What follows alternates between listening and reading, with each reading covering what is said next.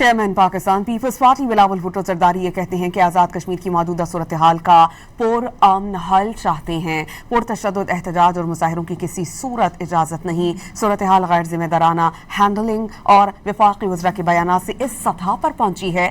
ہمیں مل کر اس مسئلے کا حل نکالنا ہے. مہاجرین کی نمائندگی پر سمجھوتا نہیں کریں گے. بلاول بھٹو مظفر آباد میں پارٹی ٹکٹ ہولڈر اور رہنماؤں سے گفتگو کر رہے تھے.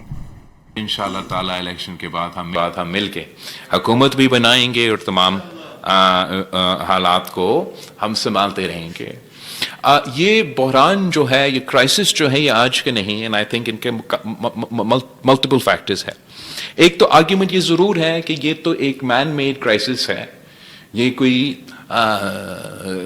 غیر سیاسی ہینڈلنگ کی وجہ سے اور نامناسب بیانات کی وجہ سے یہ کرائسس اس پوزیشن پہ آیا ہے. اور میں بالکل سمجھتا ہوں کہ دس از فیڈرل منسٹرز میڈ کرائسس. انہی نے اب اس کا ایسے کردار ادا کرنا ہے جس سے ہم سب راستہ نکال سکیں.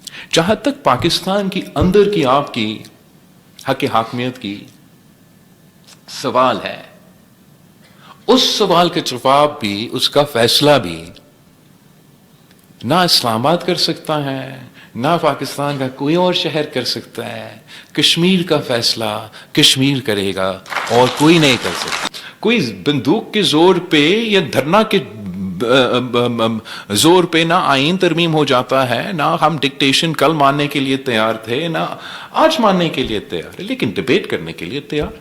آپ اگر چاہتے ہو کہ 12 سیٹیں ہوں تو 12 سیٹیں، اگر آپ چاہتے ہو کہ 14 سیٹیں ہو تو 14 سیٹیں، اگر آپ چاہتے ہیں کہ ختم کر لیتے.